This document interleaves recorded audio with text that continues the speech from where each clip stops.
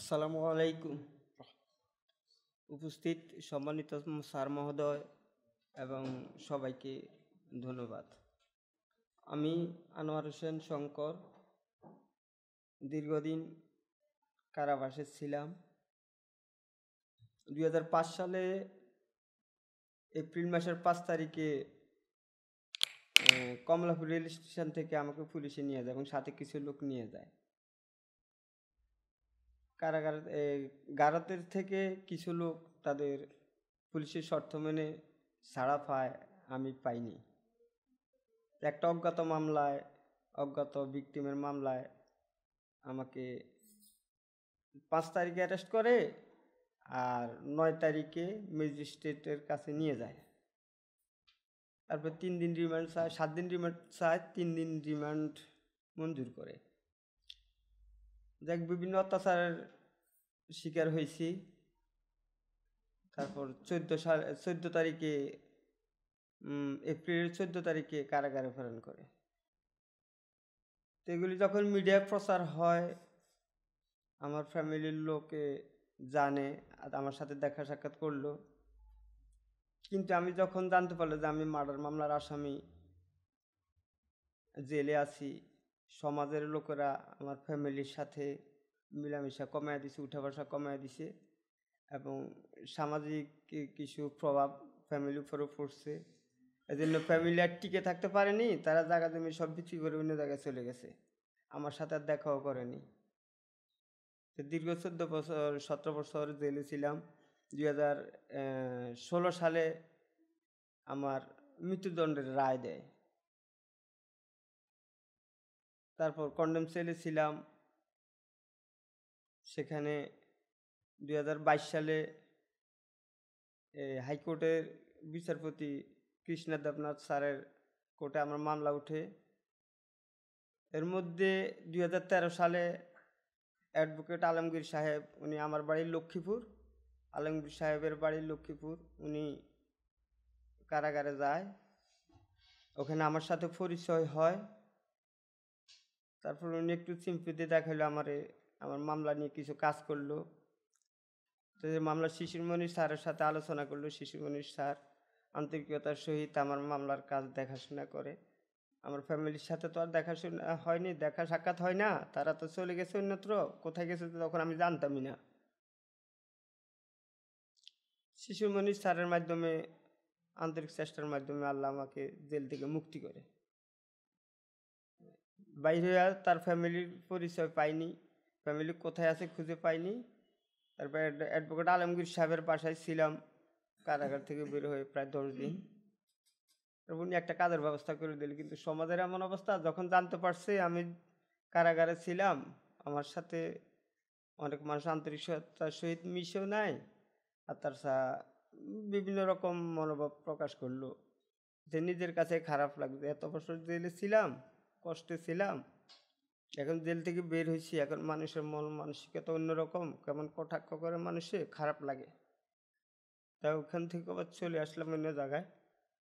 বাপমা তো আর পাইনি।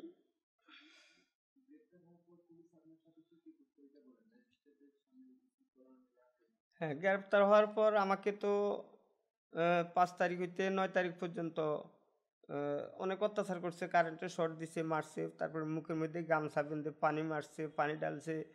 এই শুধু বলো তুমি এই হত্যা করছো, এই মার্ডার করছো, অথচ ভিকটিম কে বা কাহারা আমিও জানি না, পুলিশও জানে না। আজ পর্যন্ত ভিকটিম অজ্ঞাত, যে মারা গেছে সে কে বা কাহারা কেউই জানে না, পুলিশও জানে না, পুলিশ তদন্ত করে বের করতে পারেনি, আমি তো জানিই না। হ্যাঁ, তারপর ভিকটিম পুলিশ আমাকে কাগজ দিল, যেটা পড়ো। আমি তো মাইর খাইছি, তারপরে বিভিন্ন রকম টর্চার করছে, কারেন্টের শর্ট দিছে, মুখের মধ্যে গামছা বেঁধে নাক দিয়ে পানি ডালছে।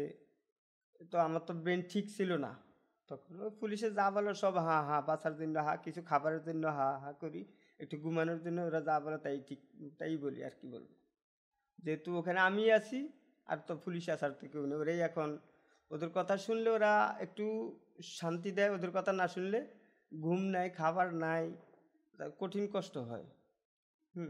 তার 9 তারিখের পরে ম্যাজিস্ট্রেটের কাছে উঠানোর পরে ম্যাজিস্ট্রেট জিজ্ঞেস করছে, ম্যাজিস্ট্রেট স্যারে যে তুমি কি ঘটনার সাথে জড়িত, তুমি ঘটনা করছো। আমি বললাম যে স্যার আমি তো সে যে লোক মারা গেছে ওই লোককে চিনিও না, ওর সাথে পরিচয় নাই, আর এই পুলিশও ওই লোককে চিনে না যে মারা গেছে, তো আমি তো এটার সাথে জড়িতই না। তারপরেও 7 দিনের রিমান্ড চাইছে, 3 দিন রিমান্ড মঞ্জুর করছে, 3 দিন পুলিশ আনছে আমারে।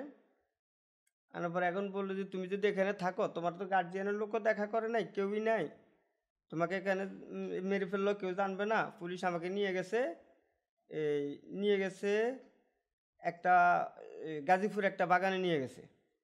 ওখানে নিয়ে অনেক পুরনো কিছু হাড়গোড় পাইছে, ওগুলি নিয়ে গেছে। এখন পুলিশ বললো যে এগুলি তুমি তুমি যে মানুষ মারছ সে মানুষের কঙ্কাল এগুলি, এবং পুলিশ পিস্তল থেকে ওই গুলি বের করে আমাকে পিস্তল ধরছে যে তুমি স্বীকার করো এগুলি তুমি পাইছ, তুমি হত্যা করছো এই লোকেরে। হ্যাঁ, তো আমি তো জানতাম না যে পিস্তলের ভিতরে গুলি না থাকলে গুলি করলে আর গুলি হয়। তখন আমার সেন্স ছিল না, আমি তো ভাবছিলাম পুলিশ আমাকে গুলি করবে। হ্যাঁ, তারা যা বললো ওখানে আমাকে দাঁড়া করায় কিছু হাড়গোড় দিয়ে এই আমাকে ভিডিও করলো, এলাকার মানুষও থাকলো ওখানে দেখলো। এখন একজন মানুষ 5 তারিখে যদি মারা যায়, 9 তারিখ 10 তারিখে তো আর তার শরীর হাড়গোড় হয় না। যাই হোক, পুলিশ একটা আপনার এই রিপোর্ট তৈরি করে আদালতে পেশ করছে, এই ম্যাজিস্ট্রেট কোর্টে। ম্যাজিস্ট্রেট সাহেব আমাকে জিজ্ঞাসা তোমাকে মারছে, আমি বলছি হ্যাঁ স্যার আমার মারছে। দেখাইলাম আঘাতের চিহ্ন, আমার আঘাতের চিহ্ন আছে এখনও। ম্যাজিস্ট্রেট স্যার দেখলো, দেখার পরে আমাকে বললো তুমি বসো। ওই সরকারবাদী মামলা হয়ে পুলিশ মতিঝিল থানার পুলিশ বাদী হয়ে মামলা করছে।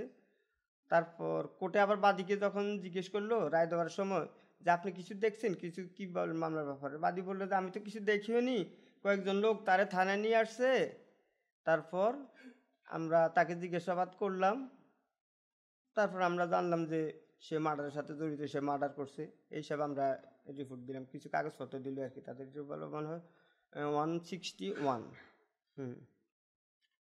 এই পুলিশ এই এখন পুলিশের ভুল তদন্তের কারণে আমি 17 বছর জেলে বন্দি ছিলাম।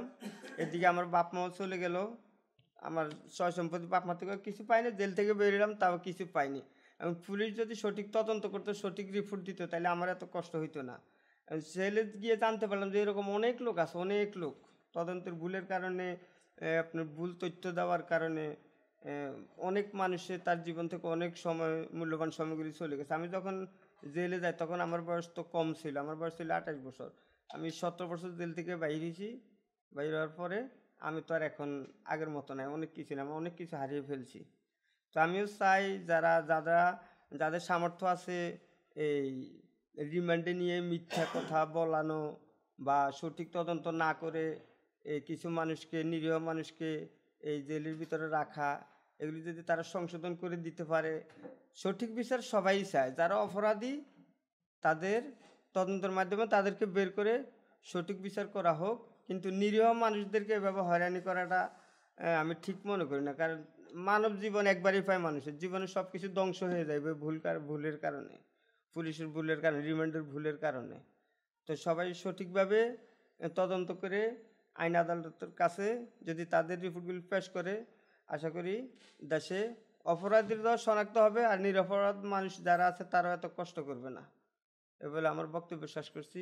সবাইকে ধন্যবাদ। আসসালামু আলাইকুম।